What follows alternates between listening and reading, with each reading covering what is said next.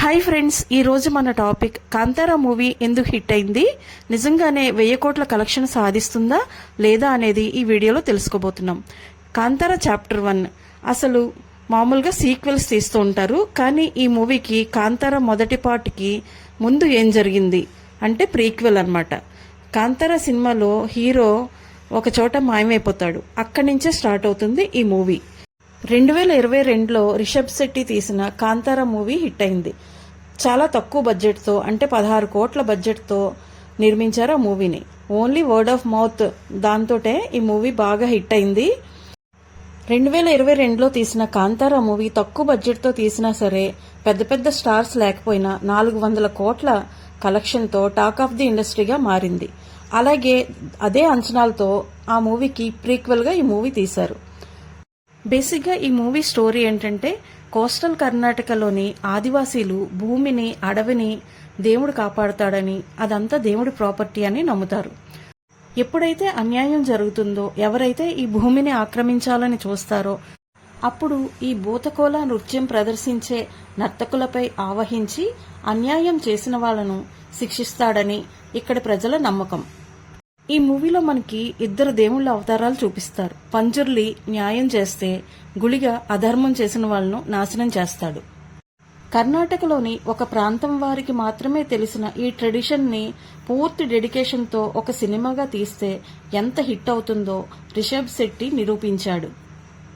Cinematography and production designing గురించి ఎంత పొగిడినా తక్కువే. బీజిఎం విషయానికి వస్తే, ఒక్కొక్క సీన్ ని బీజిఎంతో పాటు ఎంత ఎలివేట్ చేశారో. బీజిఎం అంటే ఏదో సినిమాకి ఇష్టం వచ్చినట్టు కొట్టేయడం కాకుండా, ఆ కథలోని అంతరార్థాన్ని, భావాన్ని అర్థం చేసుకుని మరి అజనీష్ దీనికి బీజిఎం ఇవ్వడం జరిగింది. అంత బాగా బీజిఎం ఇవ్వడం వల్ల కూడా ఈ మూవీ చాలా హిట్ అయింది. మూవీ స్టార్టింగ్ లోనే శివ అనే ఒక చిన్న బాబు, మా నాన్న ఇక్కడికి నృత్యం చేస్తూ వచ్చి మాయమయ్యాడు కదా, అసలు ఇక్కడ ఏమైంది, ఏముంది అని అడుగుతాడు. దానికి అతని ప్రక్కనున్న ఒక అతను, చాలా సంవత్సరాల నుంచి ఈ ప్లేస్కి ఒక హిస్టరీ ఉంది, ఇప్పుడు మనం నమ్ముతున్న దైవం కదా ఇది అని మొదలు పెడతాడనమాట. పూర్వం ఒక కిరాతకమైన మహారాజు ఉండేవాడు.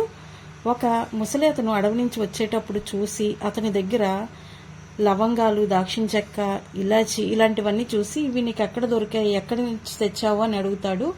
దానికి అతను కాంతారా ఈశ్వరుని పూల తోట అని చెప్తాడు. దాంతో కాంతారా మీద అటాక్ చేస్తాడు ఆ మహారాజు. దాంతో అక్కడున్న దైవం అక్కడ ఉన్న ప్రజల మీద ఆవహించి ఆ మహారాజుని, సైనికుల్ని అందరినీ చంపేస్తుంది అనమాట. దాంతో ఆ మహారాజు కొడుకు రాజశేఖర్ అనే అతను తప్పించుకొని పారిపోతాడు అతని చిన్నతనంలో. చాలా భయపడిపోతాడు కూడా కాంతారా అనే ప్లేస్కి. తనని అదే అడవిలో ఉండే నలుపు వాసులు కాపాడి వైద్యం చేస్తారు.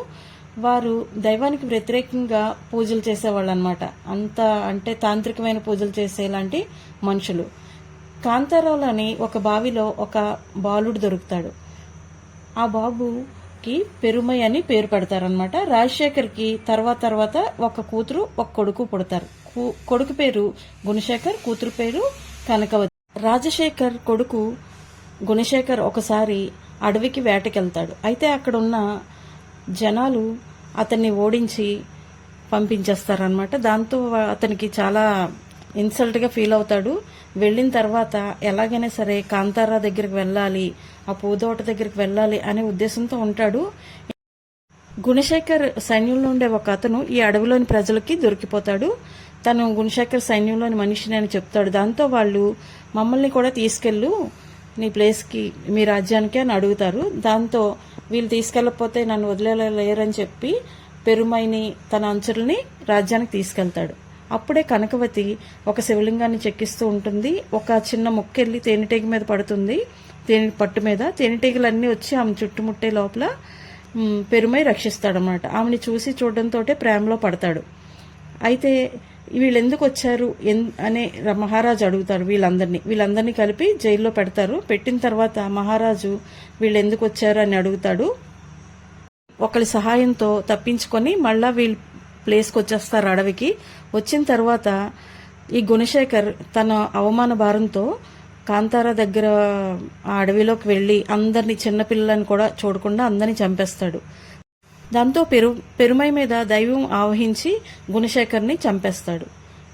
కనకవతి చెక్కించిన శివలింగం విరిగిపోతుంది. దాంతో మీ దగ్గర ఉన్న శివలింగాన్ని మాకు ఇవ్వండి అని అడుగుతారు. దాంతో దైవమే ఒక మనిషి మీద ఆవహించి నాకు పూజలు అందుకోవడం ఇష్టమే, వాళ్ళ ప్రాంతానికి వెళ్ళి అని చెప్తాడు. చెప్తే వీళ్ళు ఆ శివలింగాన్ని రాజ్యానికి తీసుకెళ్లి రాజుగారికి ఇస్తారు.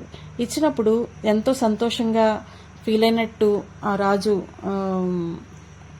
యాక్టింగ్ చేసి వీళ్ళకి బంగారు శివలింగం, కొన్ని బహుమతులు అన్నీ ఇచ్చి పంపిస్తాడు.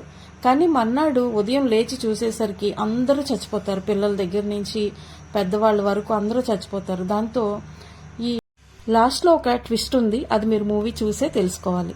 ఇంకా ఈ మూవీ విషయానికి వస్తే రిషబ్ శెట్టి యాక్టింగ్కి మనకి గూస్ బంప్స్ వస్తాయి.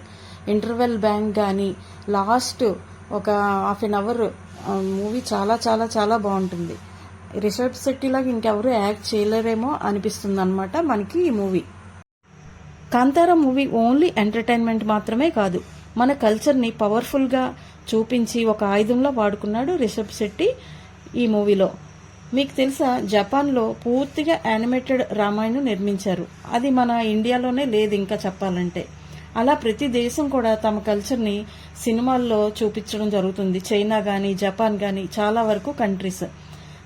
ఎందుకు మన స్కూల్ బుక్స్ పాఠ్యపుస్తకాలే చూసుకోండి, మన హిస్టరీ ఎంతవరకు మన పాఠ్యపుస్తకాల్లో చోటిచ్చారు మన హిస్టరీకి.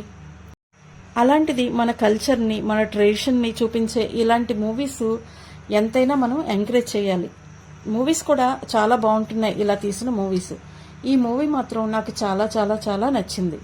ఎంత బాయ్కాట్ చేయండి ఈ మూవీని, ఎవరు చూడొద్దు, హీరో కన్నడలో మాట్లాడాడు, తెలుగులో మాట్లాడలేదు, ఇలాంటివన్నీ చేసినా సరే ఈ మూవీ అందరూ చూస్తున్నారు. ఎందుకంటే మన తెలుగు వాళ్ళకి భాషా భేదం అనేది లేదు. భాష అనేది ఒక బ్యారియర్ కాదనమాట మనకి.